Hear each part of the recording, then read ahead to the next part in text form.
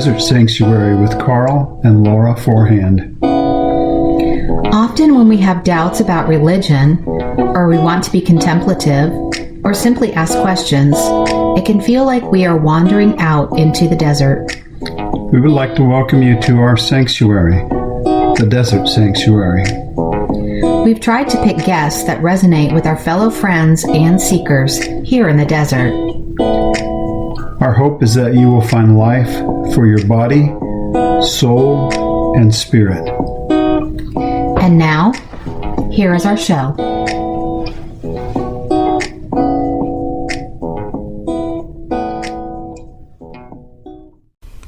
Before we get started with today's guests, let's check in with Karl and JD.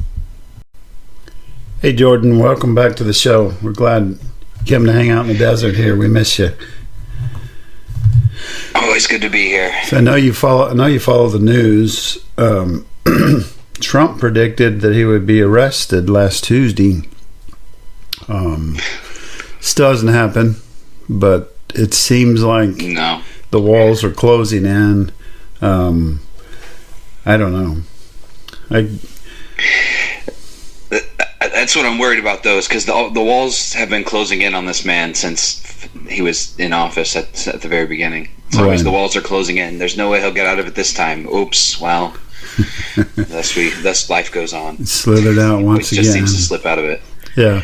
I mean, you can only slip out of stuff so long before that McDonald's gets to you, though. So it can't last forever.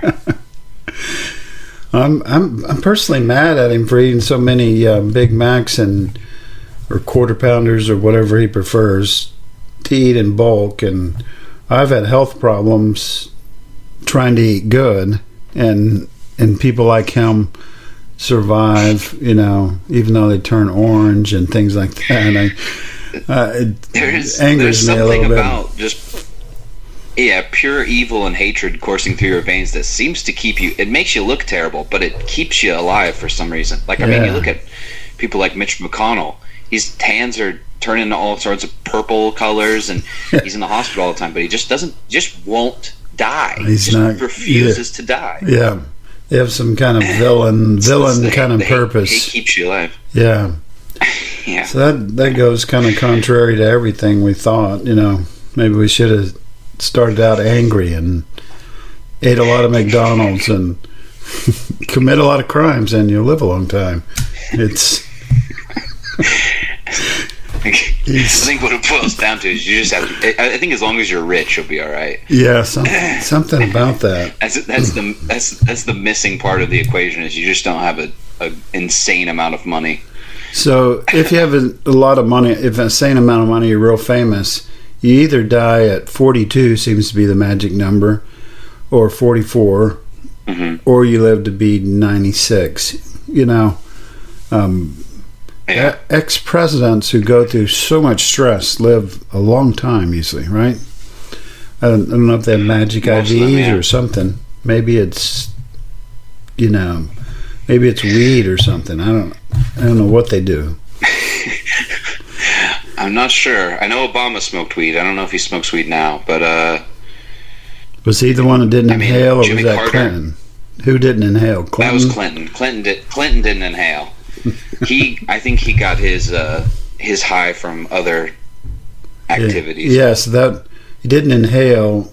He also didn't, know what was sex and what wasn't, and oral sex is not really sex. And it depends on what the definition of is. That's what it boils down to. Yeah, I would think anything you do underneath the Oval Office desk would be considered at least a misdemeanor or something, right? We quoted scripture underneath the president's desk in the Oval Office. I think that would still be a problem, right?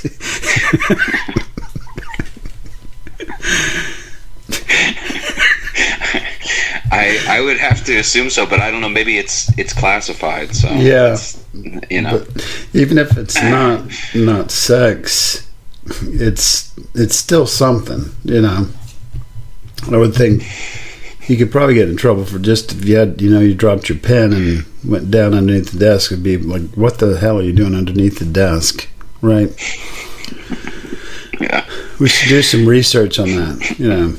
Anything underneath the desk that's where Winston, our dog, goes to. He collects crumbs. Before I sit down and do a podcast, he has to vacuum the carpet for crumbs before I sit down. So maybe we could say, I can say definitively that you're a dog if you're under the desk, right? Is that a fair conclusion? I don't know. I don't know if I'd talk about Miss Lewinsky like that. She seems like a stand-up lady. Yeah. Maybe not in that case. She wasn't quite. Not all the time. But, sometimes she wasn't standing up. But anyway. Well, even Jesus knelt. Yeah. For sure. And now back to the Desert Sanctuary podcast with Karl and Laura Forehand. Hi, welcome to the Desert Sanctuary. We're glad that you're here today. I'm Laura Forehand. I'm here with Karl Forehand, and you might hear a little noise in the background. That's just our grandson. Jackson in the house. In the house. So anyway, before we get started with our esteemed guest today, Karl, what do you have to share? Anything? Yeah, I don't think there's anything new. Our latest book has gone up to regular price, $8.49 again. Still a good deal, and still doing well. We're still excited to talk about it, and kind of writing the next version of that now. And I just changed a whole bunch of that. So anyway, we're excited to be here. We want to start this new series called Stories from the Desert, and Stories from the Desert, because we want to talk about not just deconstruction, not just pulling away or questioning our beliefs, but what about people that have kind of determined to stay here? Josh is here this morning mainly because of his new book, but I think he probably also has some insight into some of those things as we're progressing. I think, you're a former pastor, and we kind of have that same inclination that we don't necessarily, we kind of shy away from wanting to put it all back together, or, kind of even shy away from the word reconstruction anymore, and call it evolving or something like that, because we don't just want to put it all together, put it back together and have something similar to what we left. We want to build further, and we want to talk to some people that are actually doing that have had some success at moving forward to some degree. And so you're one of those today, but Laura's going to read your bio. But welcome to the Desert Sanctuary once again. We like you here. Yeah, thanks, Karl. And thanks, Laura. Yeah. It's great to be back with y'all. Yeah. Awesome. Yeah, so Joshua Lawson, he is a former pastor who holds a Bachelor of Arts in Biblical Studies. He is the author of The Face of Addiction, which tells the story of 12 individuals whose lives were forever changed in the early days of the opioid crisis in central Appalachia. His latest book, Drugs and Jesus, is the first of its kind to provide a theological framework for people of faith to engage in the ministry of harm reduction. Joshua lives with his family in Southern Ohio, where he seeks to ground his conceptual work in the needs of his local community. You can find him on Facebook or at www.lawsonwrites.com. Welcome to the podcast. We are so glad that you're here, Joshua. I'm glad to be here. Thank you. One of the words that sticks out to me, and that is the word harm in the title of your book. We decided in October of last year to start interviewing just exclusively women. And in October, November, December, 3 months, we interviewed nothing but women. And they told us stories about church harm. And we didn't predict that or plan for that, but it seemed like almost every one of them told us a story of harm. Yeah. There's a difference in church hurt and church harm. Why is that important? No, that's a good question. I mean, if you're asking me, right off the top of my head, I think pain is just a part of life, and we're going to hurt each other just by being in relationship with each other. You know, but most of that is going to be unintended, right? Right.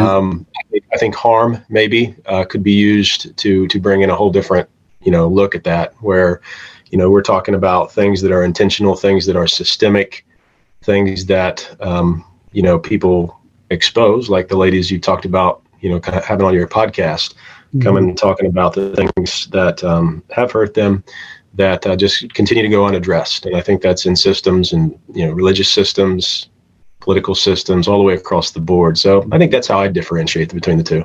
Yeah. Certainly anything that's an organization has a potential for that harm. The organization always comes first.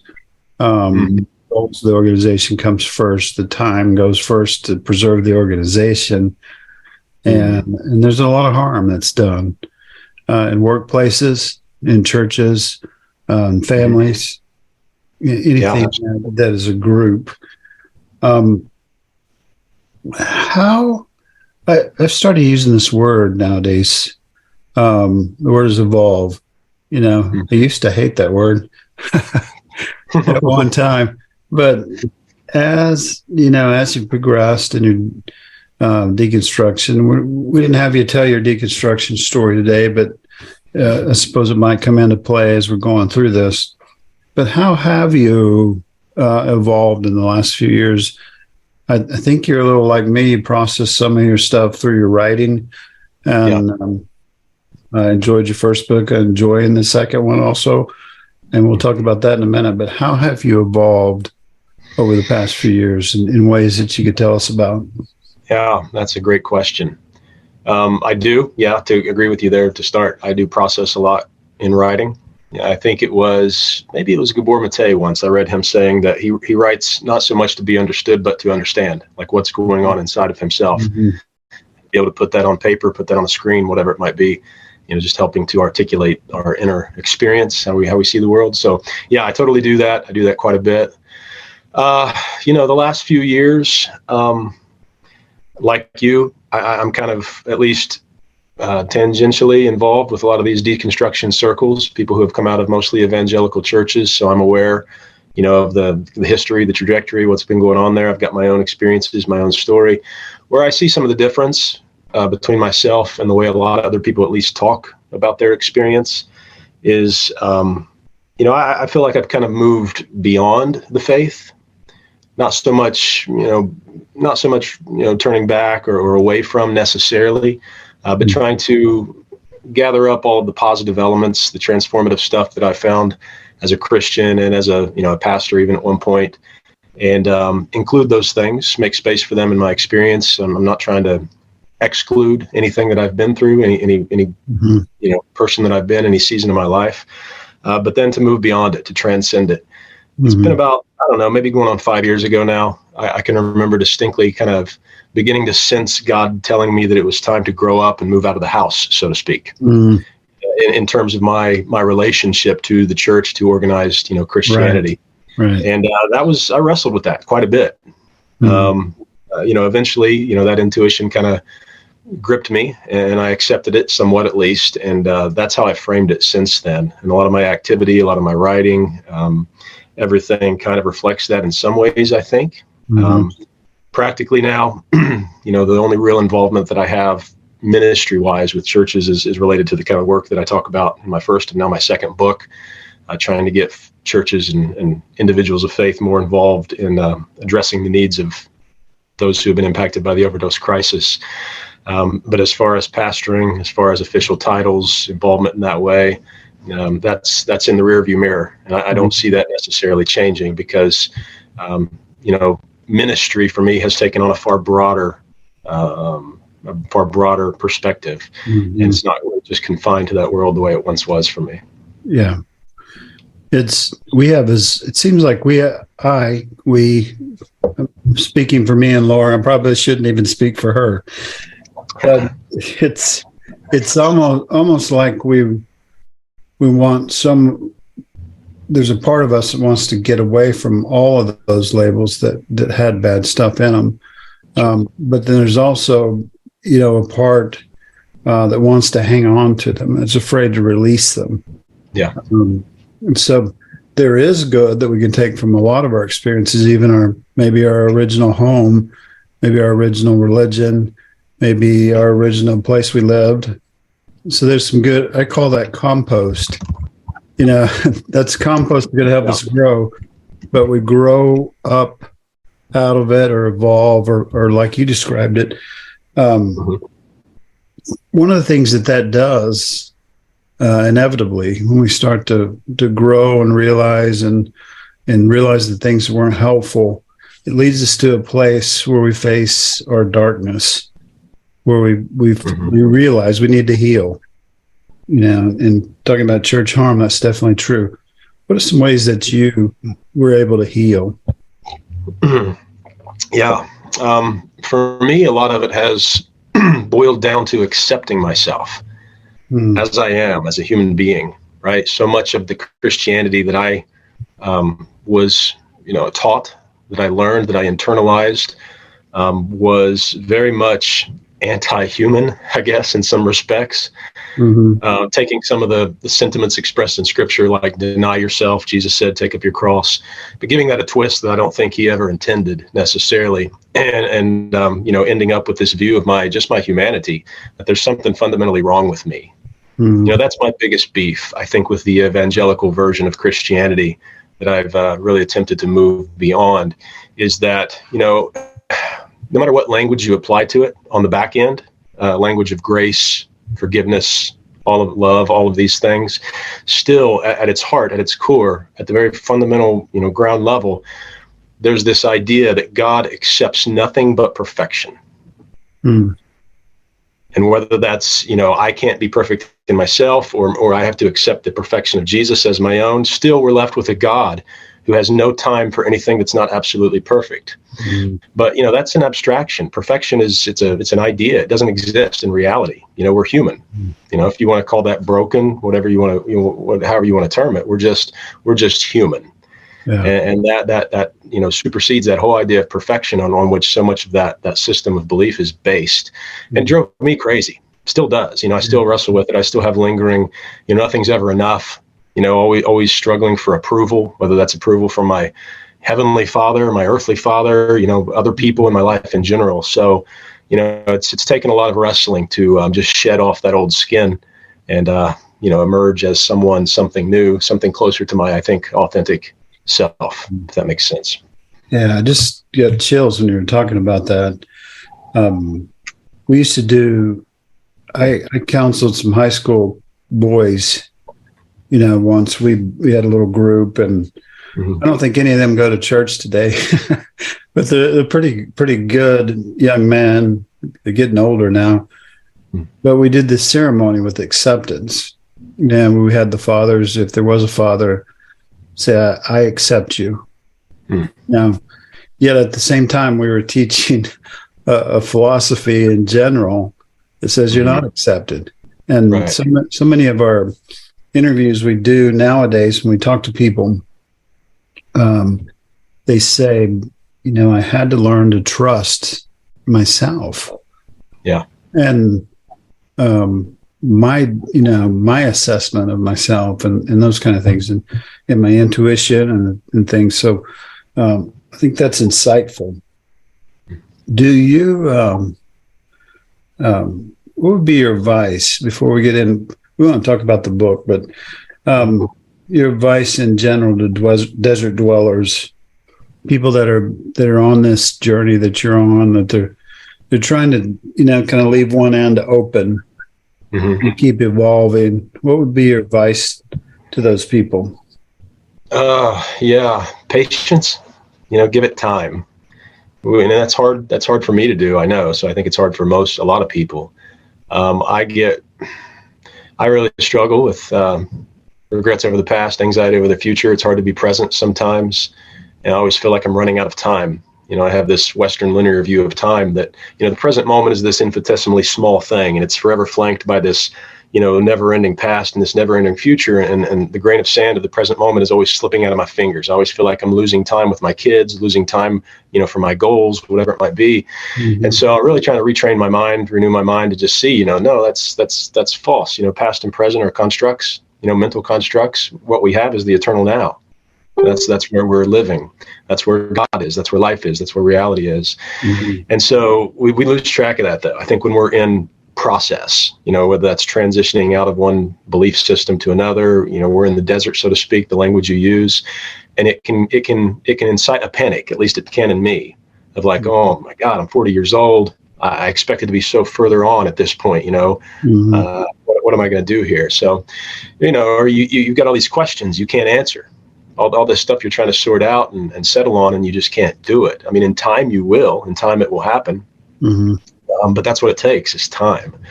Yeah. So that's what we often feel like we don't have. But truth is, we do. We've got all the time in the world. Yeah. So just patience with yourself, patience with other people who may not understand where you're at, may not understand your journey, may judge you, may misperceive it. Give it time, and it'll all shake shake itself out in the end. Yeah.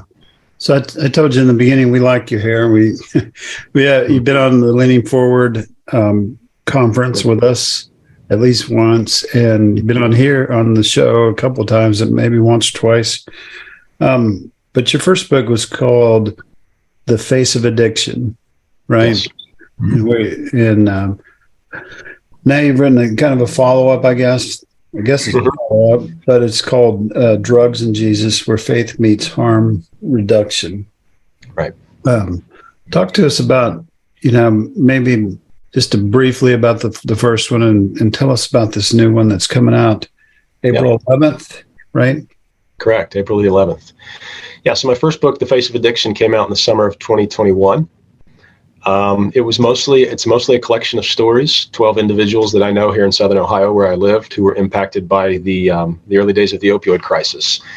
I live just outside of a town that has a national reputation as one of, if not the epicenters of the rural opioid crisis, where drug manufacturers and distributors targeted our area because there were so many poor people, there were so many people with chronic pain and illnesses that needed to be treated.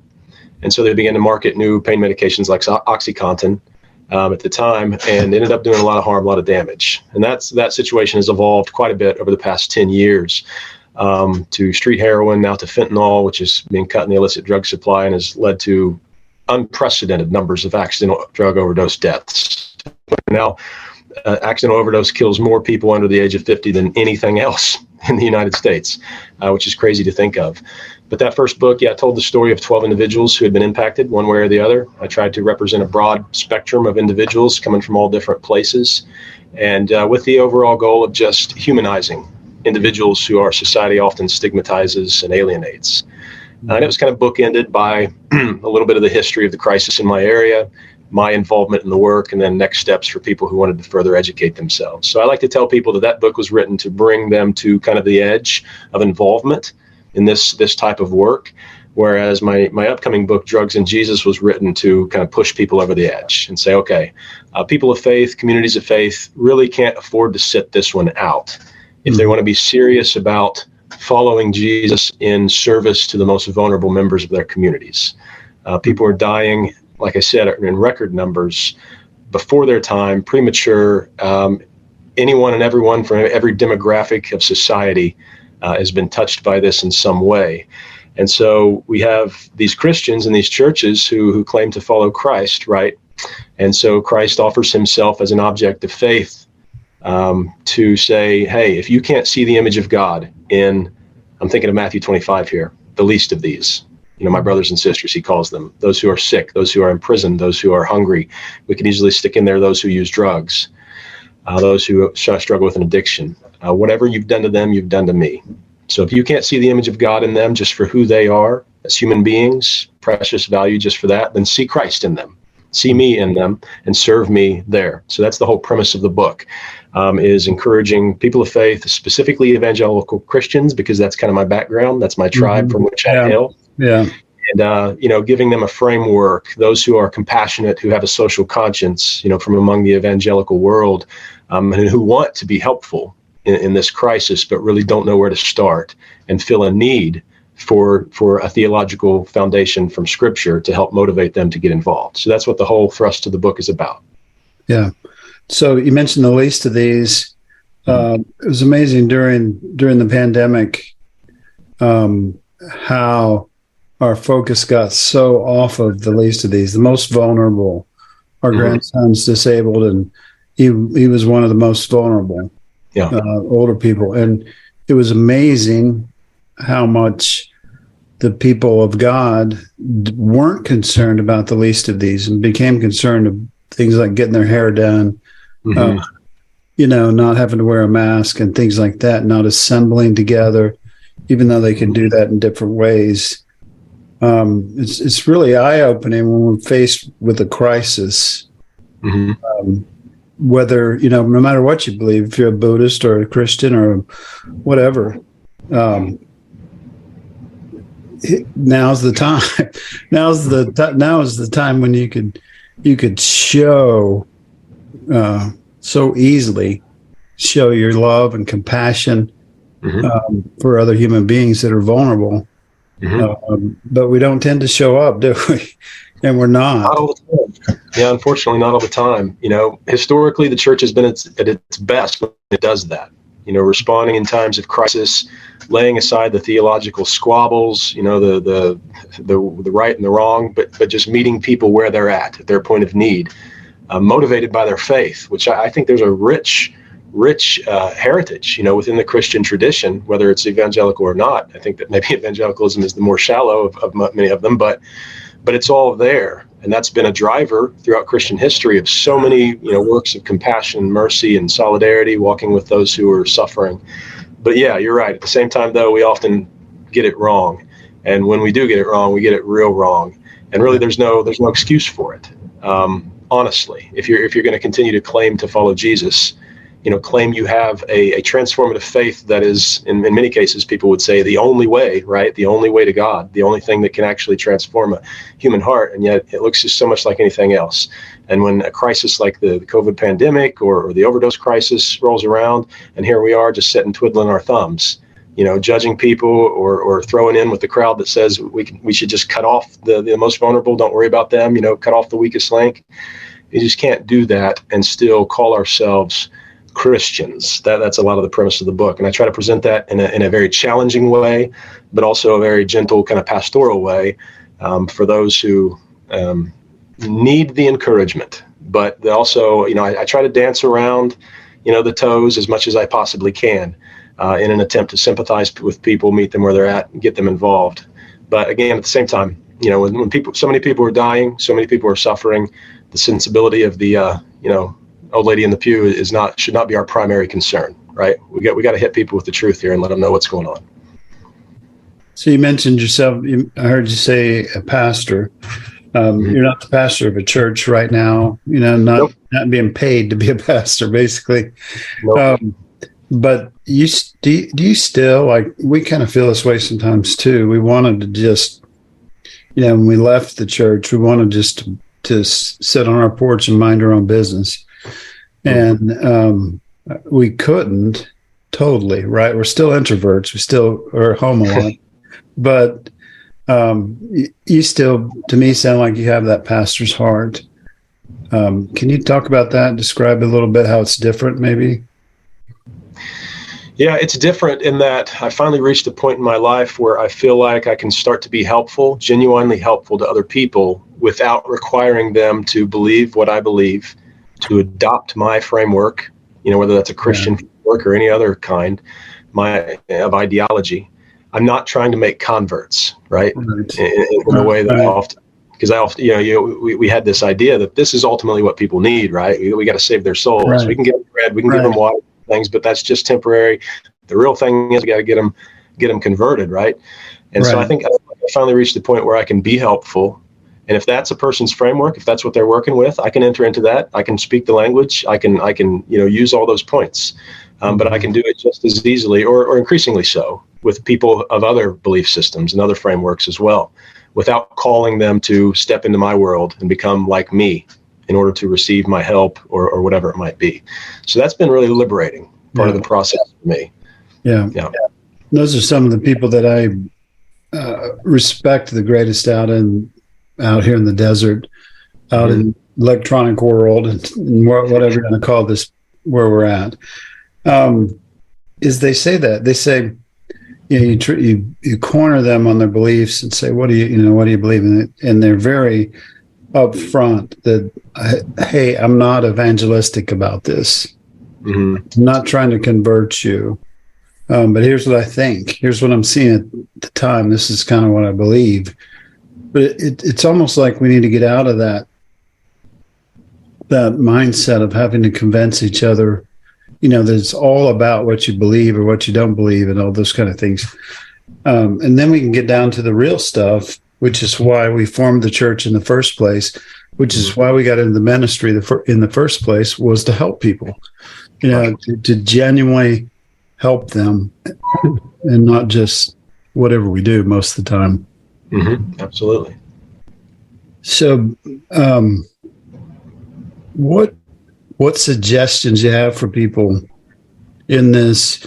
We had the war on drugs, which maybe comment about that just a little bit. But what can we really do that will really help? Because there is a crisis, right?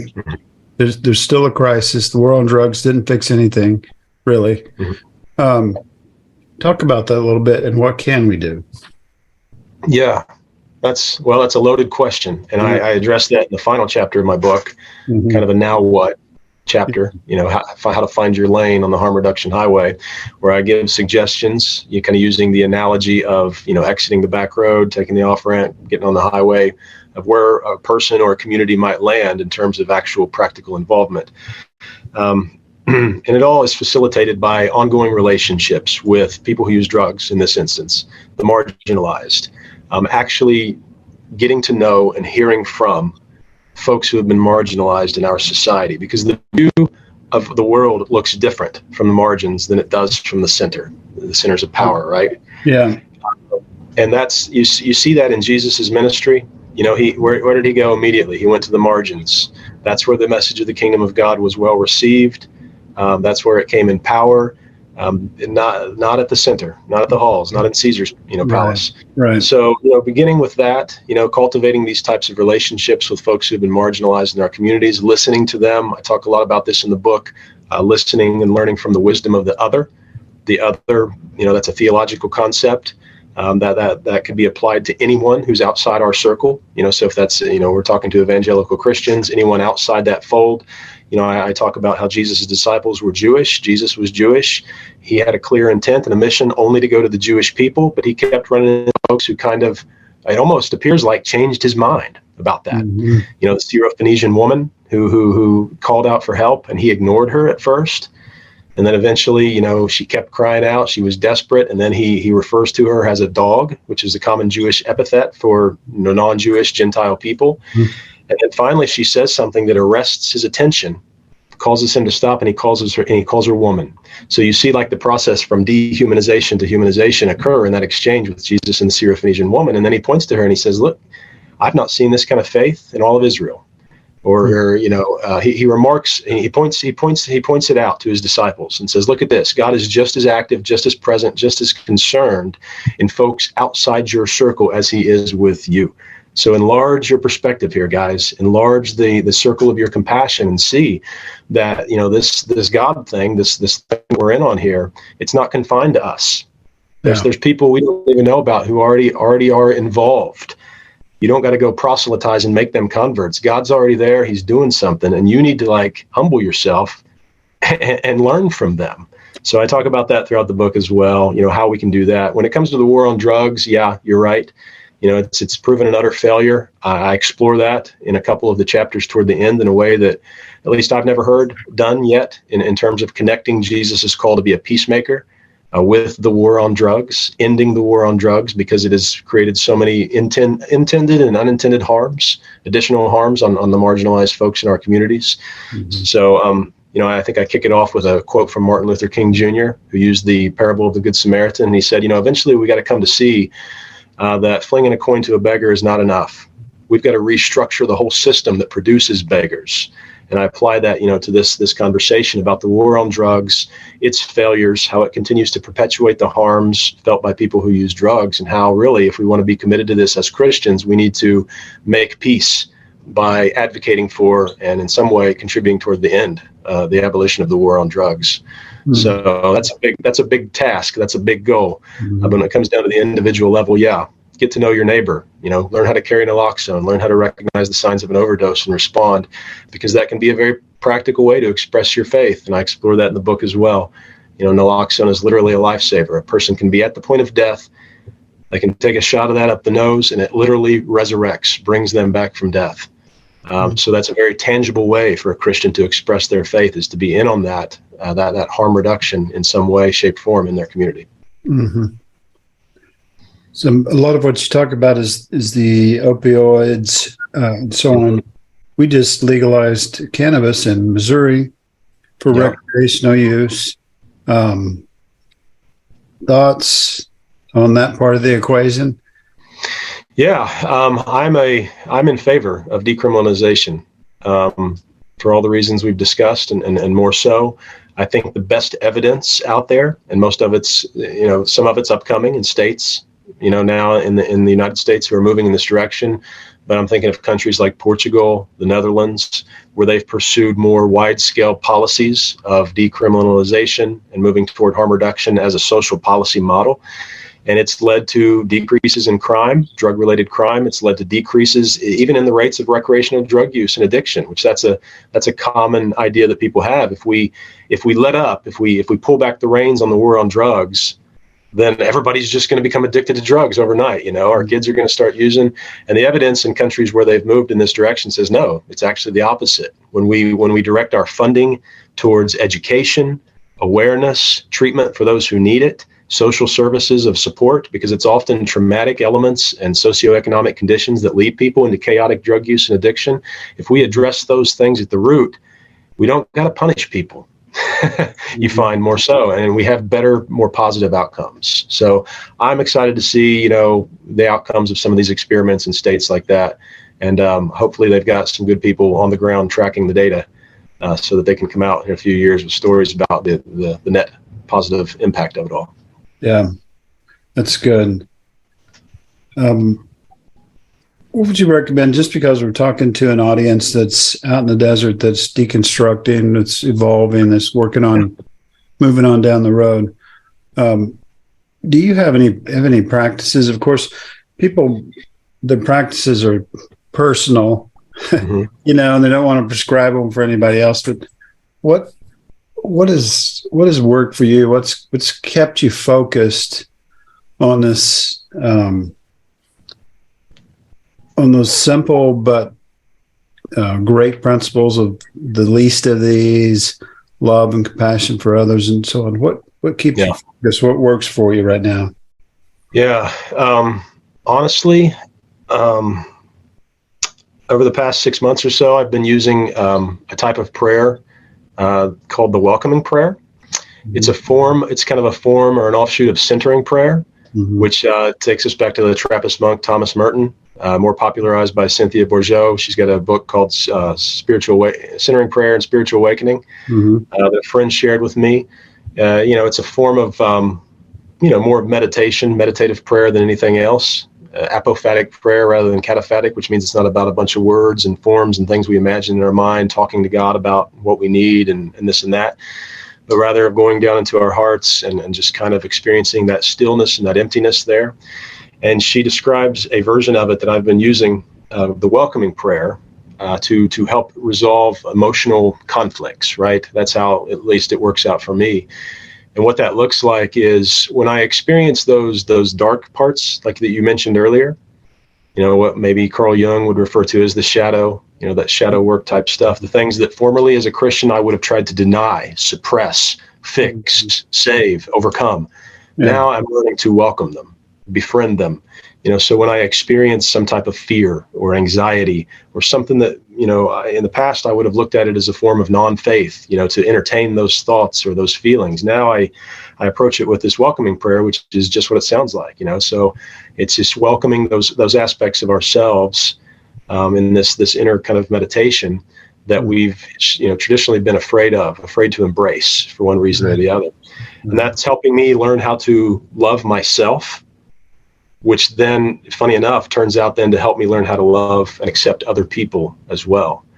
Because I think a lot of our judgment and our condemnation of other folks, it's a projection of our own inner world. Mm-hmm. We're at war within ourselves.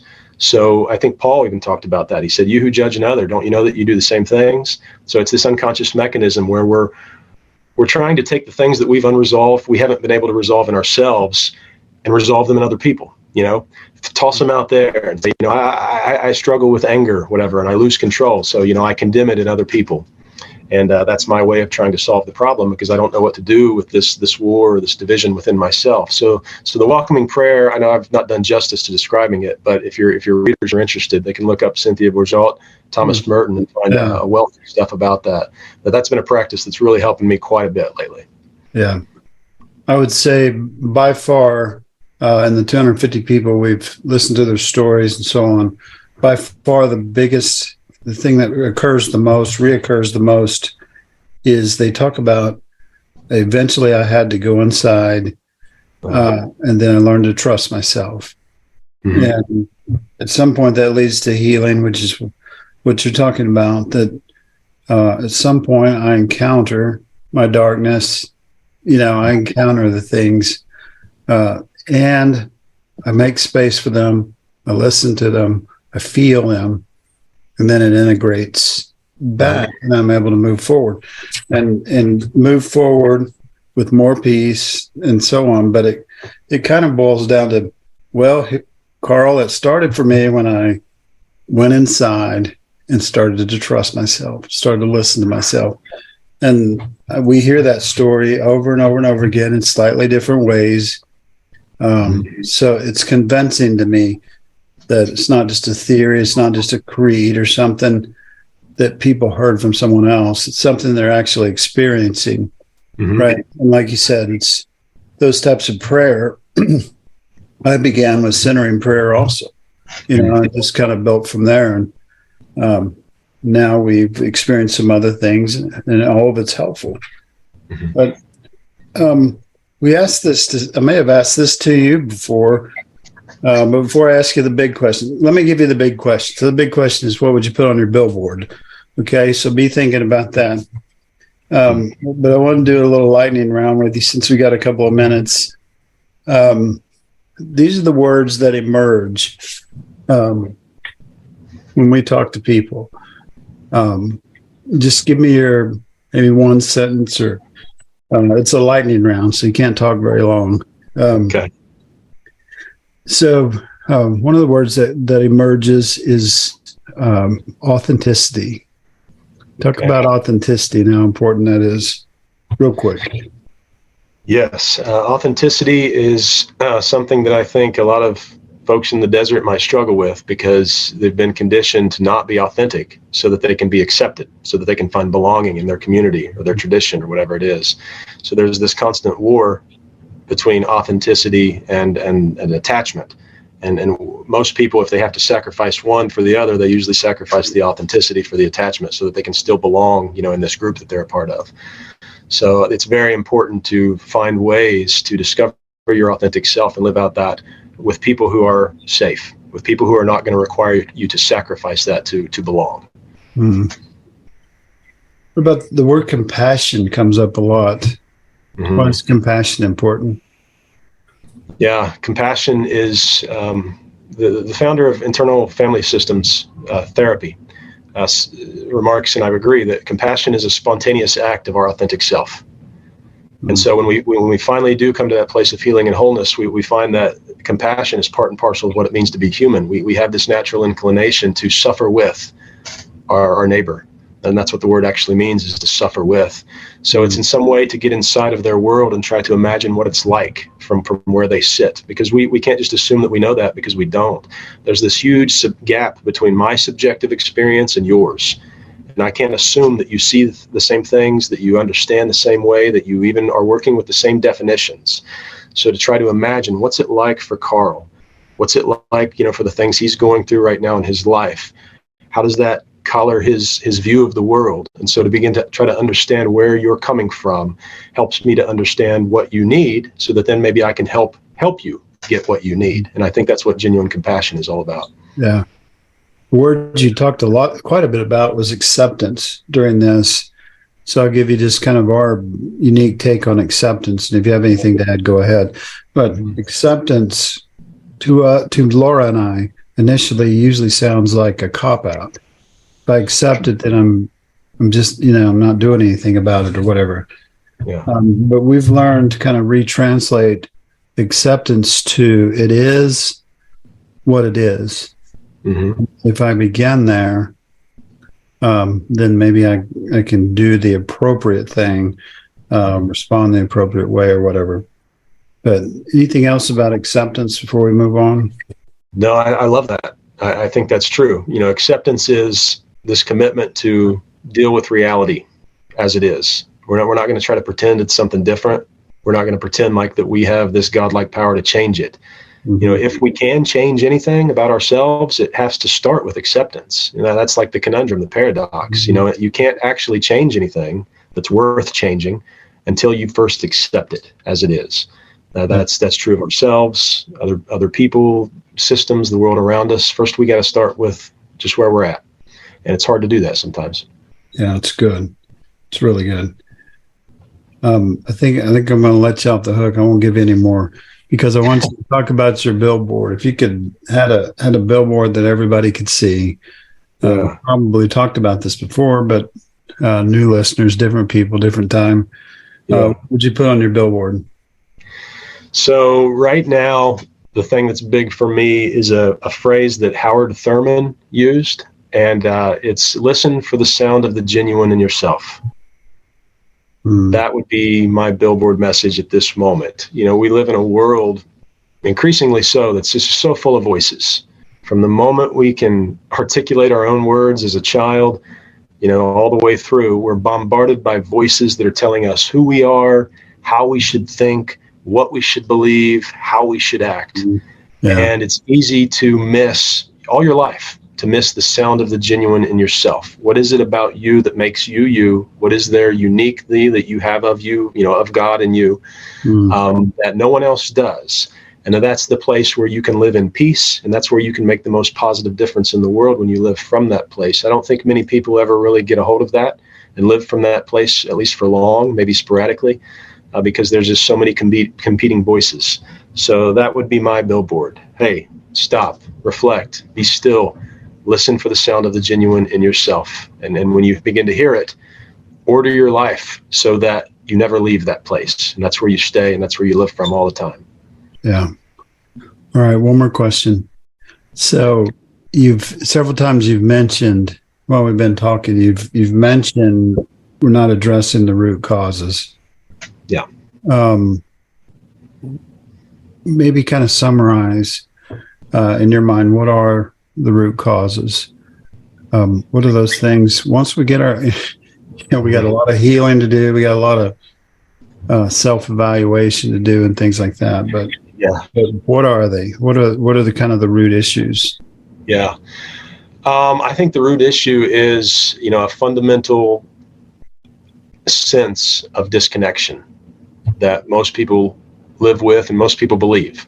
I don't believe it's true. I believe the reality is that the entire universe, you, me, Laura, everyone we listen to, talk to, friends, enemies alike, we're all somehow one. We are interconnected. All of life is one. But, when we're a child and we begin to grow, we develop consciousness. And that kind of splits our awareness, that subject-object, thing, which is helpful to a degree. I can see that, Karl, you're a different individual than I am. But then eventually that leads us to believe that we're separate somehow, fundamentally separate. And so we begin to other, one another, rather than realizing our basic wholeness and oneness that exists. And I believe the gospel, the good news, is seeing through the veil, so to speak, and realizing that we're all one. I think Jesus prayed that in the garden. Father, let them see, let them realize that they're all one, just like you and I are one. I and my Father are one. And so when we see that, we're all so interconnected that my life is your life and your life is my life. That's a powerful motivator to do no harm. and to practice compassion and to confront systems of injustice, whatever it might be. But I think that's the fundamental thing, is that sense of disconnect that most people hold and believe in, which is a lie. But it leads to all kinds of conflict within ourselves and then within our relationships in the world. So overcoming, seeing through, however you want to phrase it, restoring to wholeness, from that sense of disconnect, I think is the root thing, that if we get at that, so much then can flow out of that. Right. Yeah. And one of our, main realizations is that we have a deep need for connection. Mm-hmm. But it ends up, we try to find that ways to connect in the most superficial ways. Instead of, number one, discovering who we are, going inside again, trusting ourselves, trusting our intuition, mm-hmm. And then to realize how connected we all are, even with the rest of the universe, not just people, but nature and so on. We could talk a long time about that. I appreciate your wisdom, and I think people will see this in your book. I began reading your book, and it's well written, just like the last one. It's easy to understand, but it is hitting out some new key foundational parts of this issue. Mm-hmm. I think that's worth reading, and so I'll encourage people to read it. We'll share it with you, but Laura usually asks, where can we find you? Where's the book and all that kind of stuff? So can you close by telling us that? Sure thing. So Drugs and Jesus will release on April 11th. It will be available on all major book distributors. People can find me personally. I'm on a few social media platforms. Facebook's probably my most active. I'm also on LinkedIn and TikTok. I have a website, www.lawsonwrites.com. I also have a Substack newsletter that I've just begun, where people can subscribe and get some more long-form content than what I usually just share on social media. But those are all the channels. Okay. Josh Lawson, ladies and gentlemen, thank you. Thank you for coming on. Laura's had to go silent. The grandson is speaking up now. So anyway, thanks for coming on. We'll share this with others. This airs a couple of days before that book comes out. So I hope people will read it. I hope you continue to write. As we talked about, that helps people like you and I find out what we think, and helps us process and that kind of thing. So I hope you'll keep writing. We'll expect other things in the future from you. Yeah, absolutely. Well, I appreciate you. For those of you out there, we thank you for tuning in. As always, be where you are, be who you are, and be at peace. Thank you for joining us today on the Desert Sanctuary. Remember, all that wander in the desert are not lost. We hope that you know you are seen, you are heard, and you are loved.